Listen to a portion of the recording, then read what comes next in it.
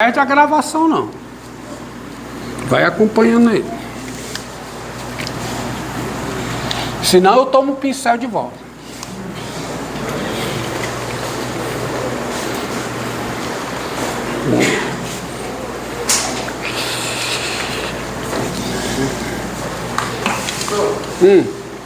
Na aula passada, também propõe só considerar as funções laterais.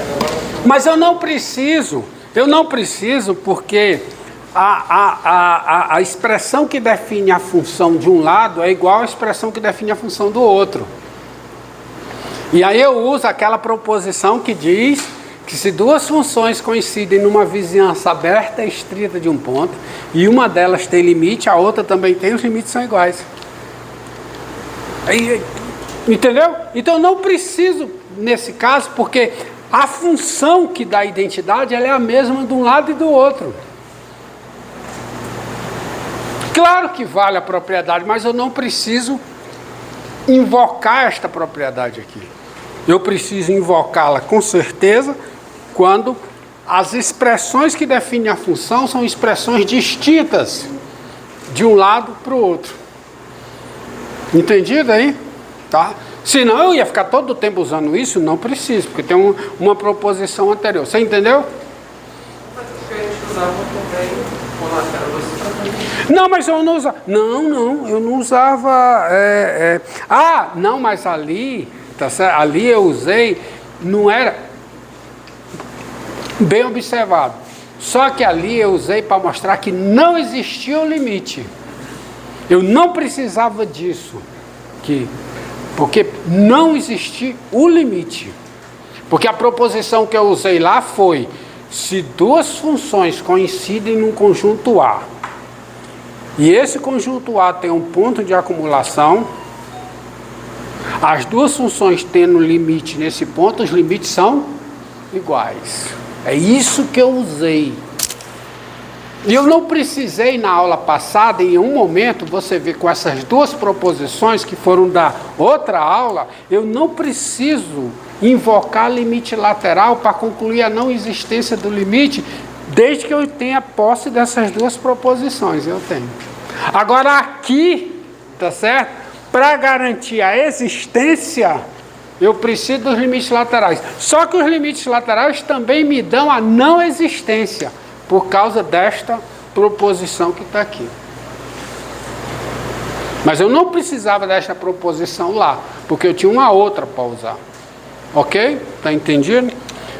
Agora vamos ver o exemplo. Seja G, seja H de RR ou G de RR, a função dada por G de X igual, olha aqui, ó, X2 mais 3x menos 1, se x é menor do que 2, tá aqui, 4 menos x2, se x é maior que ou igual a 2 e menor do que 4,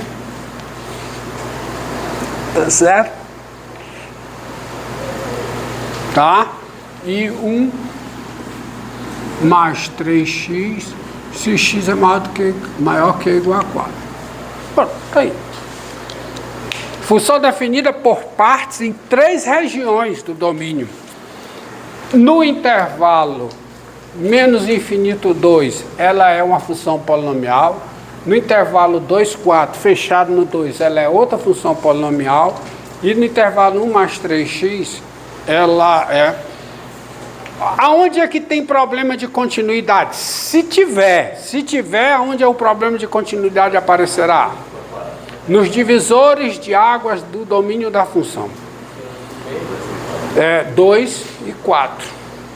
Porque se você olha esses 3 intervalos, a G, primeira coisa, G, ela é contínua no primeiro intervalo aberto, menos infinito 2. Por quê? Porque nesse intervalo aberto, ela é igual a uma função polinomial. ela coincide com uma função polinomial, que é contínua no intervalo aberto. Aí tem um resultado lá. Ó, a máquina de conta e de justificativa, as máquinas de conta e justificativa do cálculo são as proposições. Tem uma proposição que diz: se duas funções estão definidas e coincidem no intervalo aberto, e nesse intervalo aberto uma delas é contínua, a outra também será. Mas a conclusão diz respeito a intervalos abertos, nos quais as duas funções estão definidas. Então você olha para cá, nesse intervalo aberto, a função g é essa função polinomial. Acontece que a função polinomial é contínua aqui. A função polinomial é contínua em todo número real. Em particular, ela é contínua em todo número desse intervalo. Então,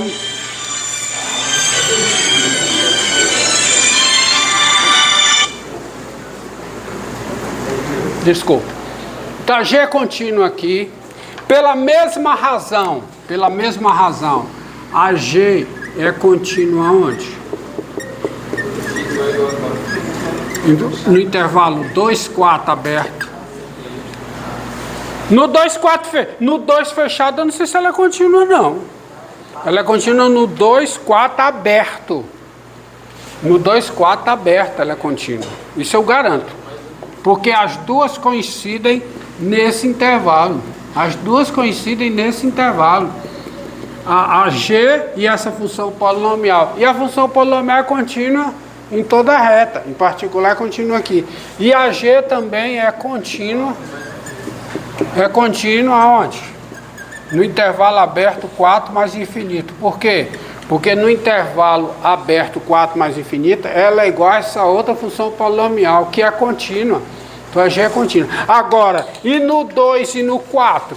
Aí, meu amigo, os limites laterais. Eu posso até arguir a segunda proposição da penúltima aula para mostrar que ela não é contínua. Mas eu vou aqui fazer usando limite lateral. Tá? Vamos ver. Quem é o limite de g de x com x tendendo a 2 pela esquerda? É o limite com x tendendo a 2 pela esquerda, isto é, x aproximando-se de 2, x menor do que 2, de quê? Muito bem. X ao quadrado mais 3x menos 1. E quanto é o limite dessa expressão aqui? É o valor da função polinomial no 2, que a função polinomial é contínua. O limite pela direita é o limite total da função polinomial, que é o valor da função polinomial no ponto. Que dá quanto aqui? Hã? Quanto? 9. E quem é o limite com x tendendo a 2 pela direita, g de x. Imediatamente à direita do 2, isto é, numa vizinhança aberta e estrita, à direita do 2, quem é g de x? Que é esse intervalo aqui, ó. Preste atenção.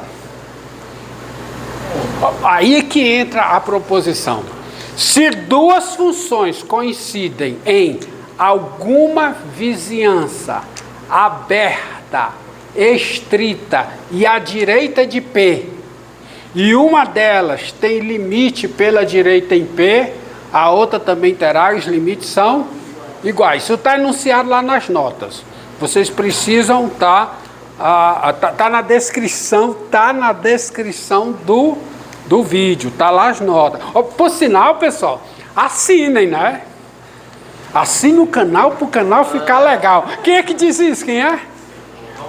Hã? Não. É o meu filho é fã do Lucas Lima, que é um YouTube aí, né? Não, ele já assina o canal. Rapaz, eu assisto direto, tem que ficar com meu filho, às vezes tem que ficar assistindo, tá certo? Aí ele diz isso. E assine porque eu recebi uma carta do YouTube, um e-mail do YouTube, dizendo que nos últimos dias houve um acréscimo. Então, gente, vão lá, assinem, tá melhorando, ó. Então, limite de g de x quando x tende a 2 pela direita. Qual é a vizinhança imediatamente à direita do 2, onde a g coincide com uma certa função polinomial? Onde a g está aqui, 4 menos x2. Ó. Nessa vizinhança aqui, a g é 4 menos x2. Então, como essa daqui tem limite no 2, essa daqui tem limite no 2, que é uma função polinomial. Se ela tem limite no 2, ela tem limite pela direita no 2. E qual é o limite? Então, isso aqui é o limite com x tendendo a 2 pela direita. De quem? De quem? De 4 menos x2. E quanto é o limite disso aqui? 0. Qual é a conclusão? Gostei, tá aprendendo. Logo, vírgula, né? Logo, vírgula. Qual é? Ela não é... não existe o limite. E aí, não existindo o limite... por que não existe o limite? O limite não pode ser um número L. Porque se o limite fosse L, esse L seria os dois limites laterais. O que é um absurdo, porque o limite um limite lateral é 9 e o outro limite lateral é 0. Tá certo? Então, conclusão, não existe, logo, não existe o quê? Limite de g de x com x tendendo a 2. E se não existe, e assim, para completar como o amigo quer aí, a função g, ela não é o quê? Contínua. Aonde? No 2. Ela não é contínua no 2. Se ela não é contínua no 2, ela não é contínua no intervalo.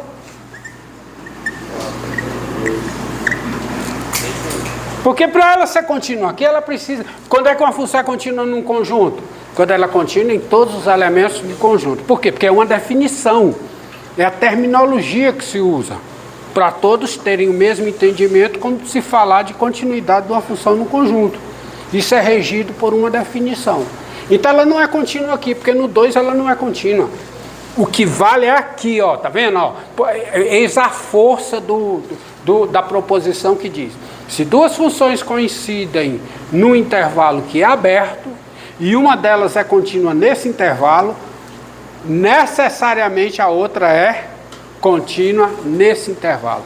Mas essa proposição não vale para intervalo que é fechado. Aqui, o meu contra-exemplo, tá?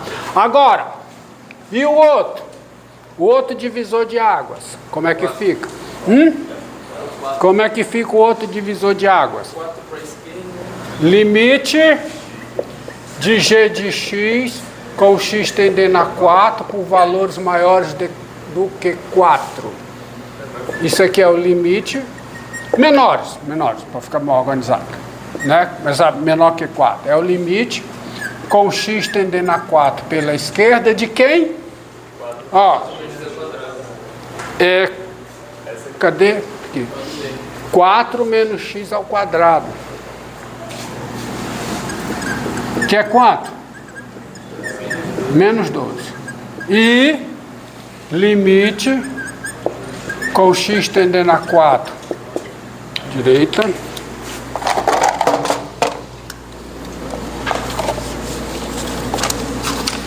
Agora, como eu tenho certeza que ninguém mais vai se matricular, vá passando aí, assinando a frequência. Assine e passe, tá? Porque agora começou o cálculo. Claro, começou o cálculo. Eu comecei a dar cálculo, começa a frequência, né? Antes era só revisão, né? Então, limite de g de x, esse é o limite, com x tendendo a 4. E compareçam, porque eu também reprovo por falta. Também, ó, tu viu? Tá? Então, quando o x tende a 4 pela direita, x é 1 mais 3x. E quanto é que dá isso, hein? Quanto é que dá isso? Dá quanto? 13. Ó, 13, ó. Então, qual é a conclusão? A função não é contínua, ela, não existe o limite. Logo, o quê? Não existe o quê? Limite de g de x com x tendendo a 4. Que eu podia também ter concluído isso pela primeira proposição da penúltima aula, tá? Aquela história, né? Se duas funções coincidem no conjunto A, esse conjunto A tem um ponto de acumulação P, e as duas têm limite em P, então os limites são iguais. Eu podia usar essa proposição, invocar essa proposição, mas eu prefiro agora ter um depósito de limite lateral, fica até mais simples, até mais intuitivo. Então isso aqui, não existe esse limite, e assim a função G não é o que? Contínua em 4. Agora você precisa... então pronto. Ela só é contínua, ela é contínua nesse intervalo, nesse e nesse. E não é contínua no 2 e no 4. Não posso fechar os intervalos para ter a continuidade. Agora você precisa perceber a implicação geométrica. E quando eu falo geométrica, no gráfico, do fato dos limites laterais serem distintos. Tá? Então, sejam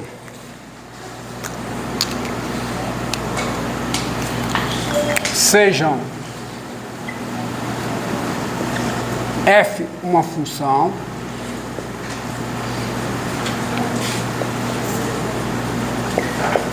P o número real, e o que se eu for colocar aqui, o que eu vou colocar aqui pressupõe que P é ponto de acumulação do domínio da função pela direita e pela esquerda. Isto é, eu posso me aproximar de P dentro do domínio da função pela direita e pela esquerda, para eu poder fazer menção aos limites laterais.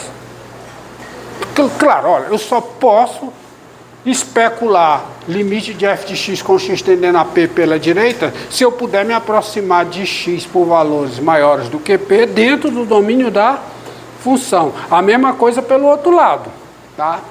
E L1, L2, dois números reais, tais que o L1 é o limite de f de x com x tendendo a P pela direita, e o L2 é o limite de f de x com x tendendo a P aqui pela esquerda, na ordem, e aqui pela direita. Então, meus amigos, o que é que significa o L1 ser diferente do L2? O que significa esses limites laterais serem distintos? É que a função não é contínua. Claro, né? Porque se os limites laterais são distintos, não tem um limite. Aqui é se somente se. E você vê graficamente o que é que acontece. O que é que está acontecendo? Vamos fazer um desenho. Desenho, ó. Eixo das abscissas. Eixo. Abscissa não, ordenada, né? Abscissa é esse aqui. Aí você tem o P. Aí você tem o L1. E você tem aqui o L2. E você tem esses pontos.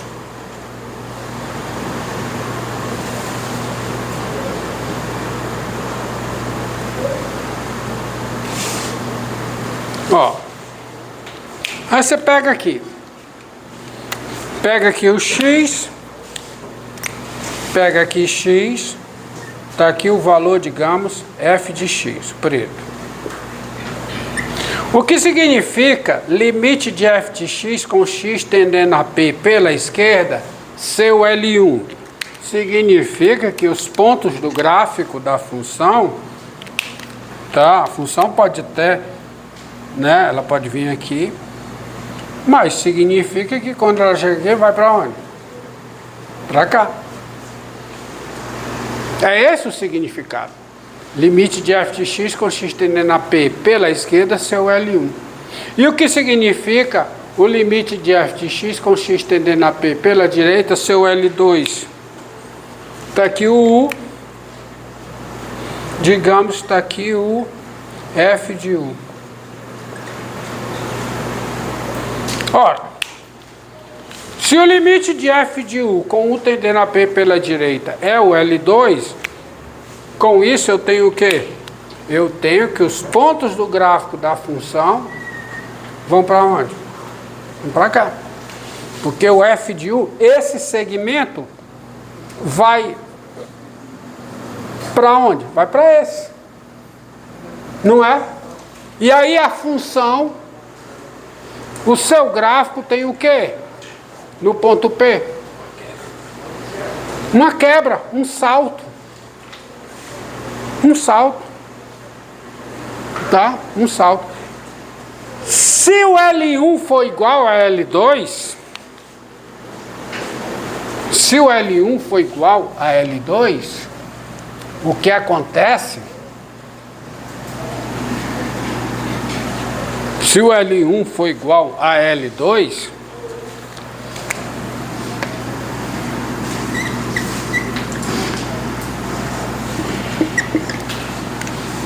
L1 igual a L2, que é essa situação aqui, está aqui o P, significa que pela direita e pela esquerda, os pontos do gráfico vão para cá, ó.